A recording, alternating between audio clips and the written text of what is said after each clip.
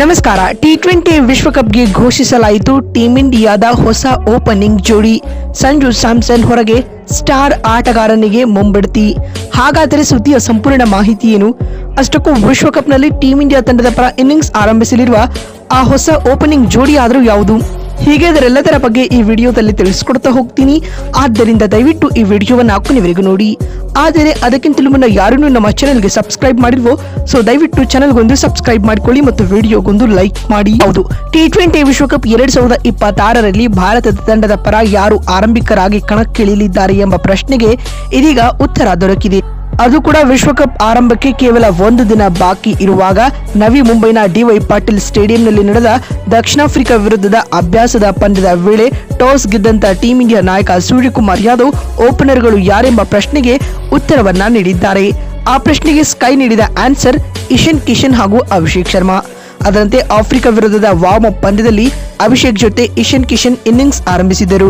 ಈ ವೇಳೆ ಇಶಾನ್ ಕಿಶನ್ ಕೇವಲ 20 ಎಸೆತಗಳಲ್ಲಿ 53 ರನ್ ಚಚ್ಚುವ ಮೂಲಕ ತನ್ನ ಆಯ್ಕೆಯನ್ನು ಕೂಡ ಸಮರ್ಥಿಸಿಕೊಂಡಿದ್ದಾರೆ. ಇದರೊಂದಿಗೆ ಈ ಬಾರಿಯ ವಿಶ್ವಕಪ್ನಲ್ಲಿ ಸಂಜು ಸ್ಯಾಮ್ಸನ್ ಬೆಂಚ್ ಕಾಯುವುದು ಖಚಿತವಾಗಿದೆ. ಯಾಕಂದ್ರೆ ನ್ಯೂಜಿಲೆಂಡ್ ವಿರುದ್ಧದ 5 ಪಂದ್ಯಗಳ ಟಿ20 ಸೀರೀಸ್ನಲ್ಲಿ ಆಸ್ ಎ ಓಪನರ್ ಆಗಿ ಕಣಕ್ಕಿಳಿದಿದ್ದಂತಹ ಸಂಜು ಸ್ಯಾಮ್ಸನ್ ಕಲೆ ಹಾಕಿದ್ದು ಕೇವಲ 46 ರನ್ಗಳು ಮಾತ್ರ ಸ್ನೇಹಿತರೆ.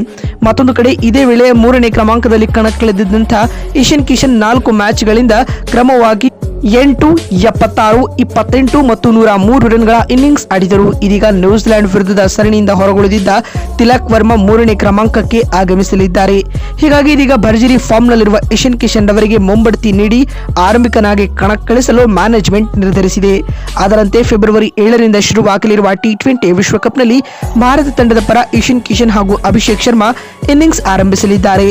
ಅತ್ತ ಕಳೆದ ಟಿ20 ವಿಶ್ವಕಪ್ನಲ್ಲಿ ಬೆಂಚ್ ಕಾದಿದ್ದ ಸಂಜು ಸ್ಯಾಮ್ಸನ್ ಈ ಬಾರಿಯೂ ಬೆಂಚ್ ಕಾಯುವ ಸಾಧ್ಯತೆ ಹೆಚ್ಚಿದೆ. ಇನ್ನು ಅಭಿಷೇಕ್ ಶರ್ಮಾ ಹಾಗೂ ಇಶಾನ್ ಕಿಶನ್ ಓಪನರ್ಸ್ ಗಳಾಗಿ ಕಣಕ್ಕಿಳಿದರೆ ಟೀಂ ಇಂಡಿಯಾಗೆ ಅಡ್ವಾಂಟೇಜ್ ಅಂತಾನೆ ಹೇಳ್ಬಹುದು. ಇಬ್ಬರು ಒಂದೇ ಗೇರ್ನಲ್ಲಿ ಇನ್ನಿಂಗ್ಸ್ ನ ಪೇಸ್ ಮಾಡ್ತಾರೆ. ಹೊಡಿಬಡಿ ಆಟಕ್ಕೆ ಇವರಿಬ್ಬರು ಹೆಸರುವಾಸಿ. ಯಾರು ಕೂಡ ಹೆಚ್ಚು ಟೈಮ್ ತಗೊಳ್ಳಲೇ ಇಲ್ಲ. ಮತ್ತೊಂದು ಕಡೆ ಸಂಜು ಸ್ಯಾಮ್ಸನ್ ಕೆವಿಎಸ್ ವಿರುದ್ಧದ ಸೀರೀಸ್ ಉದ್ದಕ್ಕೂ ಫೇಲ್ ಆಗಿದ್ದಾರೆ.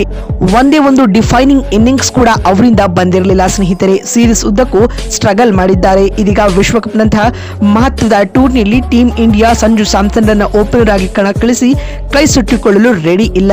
ಇದೇ ಕಾರಣದಿಂದಾಗಿ ಇದೀಗ ಓಪನರ್ಸ್ ಗಳಾಗಿ ಅಭಿಷೇಕ್ ಮತ್ತು ಇಶಾನ್ ಕಿಶನ್ ಆಡಲಿದ್ದಾರೆ ಸ್ನೇಹಿತರೆ. ಇದರೊಂದಿಗೆ ಸಂಜು ಬೆಂಚ್ ಕಾದ್ರೆ ನಂಬರ್ 3 ನಲ್ಲಿ ತಿಲಕ್ ವರ್ಮಾ ಆಸ್ ಯೂಶುವಲ್ ಆಡಲಿದ್ದಾರೆ. ಬಂಧುಗಳೇ, ಟೀಂ ಇಂಡಿಯಾದ ಈ ನಿರ್ಧಾರದ ಕುರಿತು ನಿಮಗಿರುವ ಅನಿಸಿಕೆ ಮತ್ತು ಅಭಿಪ್ರಾಯಗಳನ್ನ ಕಮೆಂಟ್ ಮಾಡಿ. ಸಂಜು ನಿಜಕ್ಕೂ ಬೆಂಚ್ ಕಾಯ್ಬೇಕಾ ಅನ್ನೋದನ್ನ ಕಮೆಂಟ್ ಮಾಡಿ. ಮತ್ತೊಂದು ವಿಡಿಯೋದಲ್ಲಿ ಸಿಗ್ತೀನಿ. ಅಲ್ಲಿವರೆಗೂ ನಮಸ್ಕಾರ, ಧನ್ಯವಾದಗಳು.